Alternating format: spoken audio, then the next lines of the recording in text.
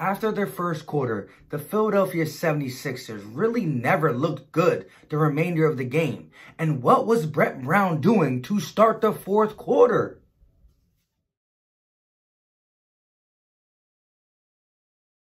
We got the Eagles. We got the Sixers. Philly talk. What is going on, everybody? I go by Philly Mike, and this is Philly Talk. For those who are new to the channel, love talking Eagles football or Sixers basketball, go right ahead and hit that subscribe button. And if you never want to miss another one of these videos, click that little bell by the subscribe button for post notifications. Now, if you've been rocking with me for a minute, old subscriber, new subscriber, and you want to help this channel grow, smash that like button. What that does is it pushes this content to other Philly fans, whether it be Eagle fans or Sixers fans. With all that being said, let's jump right into it. The Philadelphia 76ers continue to struggle on the road, losing to the Toronto Raptors 107-95.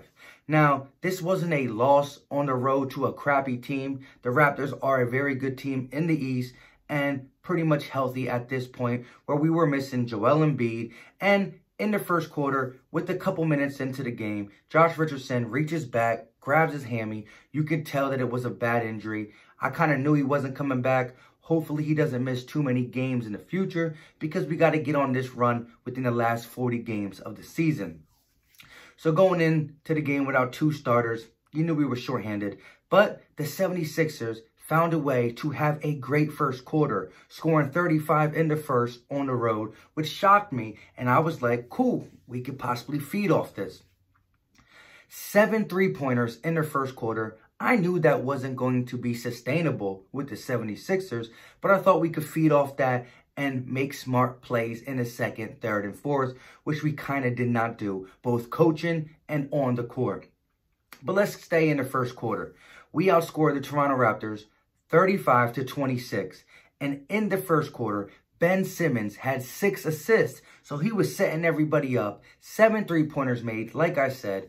A lot of them off Ben Simmons' assists. But Ben Simmons finds a way to finish the game with only 8 assists. 6 assists in the first quarter.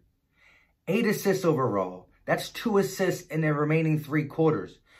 And I would be okay with that if Ben Simmons like, no Josh Richardson, no Joel Embiid, I can't assist, I got to go to the basket like I did against the Brooklyn Nets, scoring 34 points. But no, he was 5 of 7 for 17 points, 7 shots. So he wasn't dishing and he wasn't attempting shots. I'm a big Ben Simmons fan. I am. But I just don't like to see sometimes he has to shoot the ball 10 times a game. He's that caliber of player. He's our second best player. He has to take 10+ shot attempts every game. 10+. You can't only take 7 shots. You can't. To continue on that, let's talk about the rest of the players on the 76ers. Tobias Harris was 7 of 18 with 22 points. Matisse Thybulle, 5 of 12 with 13 points. Al Horford, 3 of 11 for 7 points. Korkmaz was 6 of 13 for 17 points. Big minutes for him. Big scoring for him. And Shake Milton, who came in and played 23 minutes because of the absence of Josh Richardson, was 3 of 10 for 9 points. 35 points in the first quarter. Like I said, I thought we were going to feed off that. We came out and laid an egg in the second quarter, only scoring 15 points. 15 points in a quarter nowadays in this style of NBA, where teams are putting up like a 35-piece, sometimes even a 40-piece. A bad quarter should be like 20 to 22 points. I mean, I can play 2K and play 4-minute quarters and put up 15 points in a quarter. We ultimately went into halftime tied. Even though we only scored 15 points in the second quarter, we went into halftime with the ball game being 50-50. Like I said, Josh Richardson, we knew he was not going to come back, but 50-50, I felt pretty good. Coming out after halftime, you know, we just couldn't get no full rhythm. We would score and then go a couple minutes without scoring, and score, then go a little bit without scoring. The rotation looks, everything looks a little bit just, we look a little lost. We look a little lost. Neto still is playing 12 to 15 minutes. I think he played 12 minutes this game, and I like a traditional point guard on the court with Ben Simmons, but I do not understand why we do not play Trey Burke. Trey Burke is better than Neto. He's better than Neto. He can create some instant offense, and he can still run the point guard position better than Neto.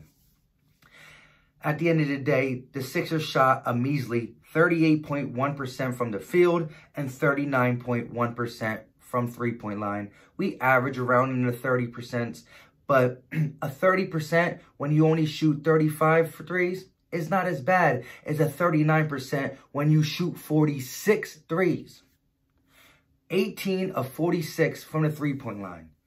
When you're in a tie game at halftime, and in the third quarter, it's not too far ahead. I understand you were hot in the first quarter at threes, but when the three-point game tailed off, you got to learn to fall back.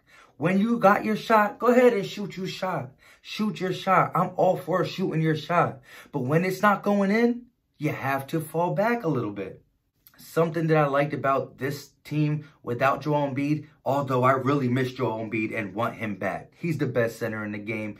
And even though we don't know how to play Horford and Embiid and Simmons, the whole thing looks a little fugly, we still want Joel Embiid back as soon as possible.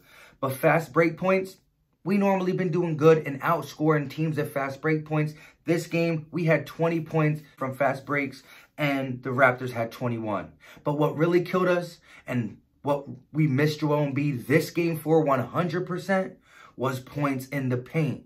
The Sixers scored 18 points in the paint compared to 52 points from the Toronto Raptors. That means almost every position on that field, on that court, was just being bigger and stronger than the Sixers this game. 52 to 18 outscored in the paint. That is bullied. But what really topped this whole game off is you're going into the fourth quarter only down 4 points. I understand some of your starters, your rotational players are very tired. They could be tired. I don't care. Brett Brown, if they're tired, it's your job to mix and match early and late in the third quarter so you can never, ever have what you had on the fourth quarters to start a game in a 4-point game like you did tonight. Whatever you got to do in the third quarter to not do this again, you have to do this. This was disgusting. I went to the refrigerator and grabbed a bottle of water. You know, I have a 3-month-old baby. I played around with the baby, messed with him for a second. You know, I hear the game's coming on. I go look. To start the fourth quarter, I had to go like this. Are you kidding me?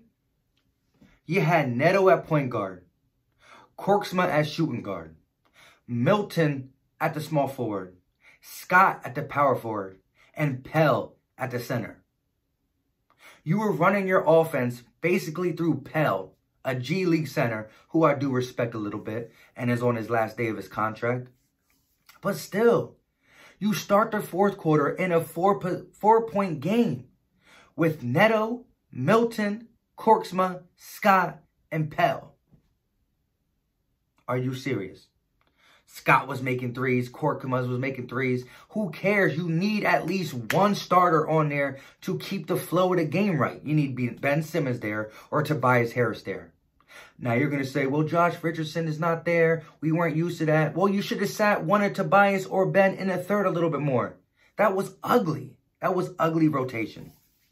With all that being said, bad rotation or not, we eventually got some of our starters back in, and the game was close down the stretch. Matisse Thybulle had 2 threes, 2 really big threes that closed the game in by 3, and I thought we had a chance to take the lead. But what do the Raptors do? They come down. Norman Powell went to the hole back-to-back times, really hard to the hole, got some good buckets. Even though Matisse got us in the game, we were ultimately down by 7. And when we were only down by 7 and had a slim chance, what did Fred VanVleet do? Money at the 3-point line. And then we dropped to 10. And that was really demoralizing 3. But what does he do when he gets the very next possession? Step back. step back and does it again, putting us down by 13, and that really iced the game right there. We end up losing the game by 12, but then back-to-back big threes by Fred VanVleet, it just was demoralizing. Fred VanVleet was 6 of 7 from the three-point line with 22 points for the Raptors. He had the high for the Raptors, pretty much won the game. Pascal Siakam was 8 for 23, so Ben Simmons, Matisse Thybulle, Al Horford, they were harassing Siakam. He couldn't really get it done. But Fred VanVleet put the team on the back, 22 points. And when it mattered in our grill at the end, 2 clutch baskets, he killed us. I think I heard a stat saying we have not beat a team on the road over 500 since the middle or beginning of December. We've beat teams on the road since December, but not a team over 500 since December 5th or 12th. That's crazy.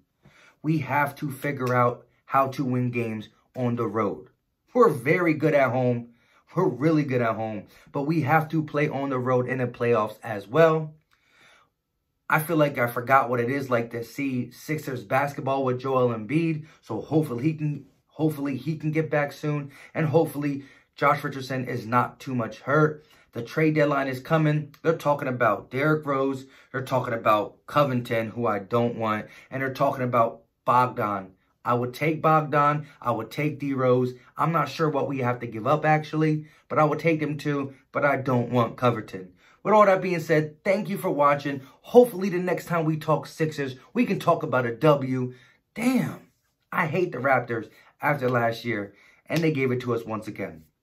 If you like this content, smash that like button. Leave a comment. What did you think about this game? Let me know what you thought about Brett Brown, fourth quarter starting lineup with them 5. Let me know what you thought about the game in general. Ben Simmons, all of it. Al Horford, whatever you want to talk about. Let me know in the comment sections. You know what time it is. We out.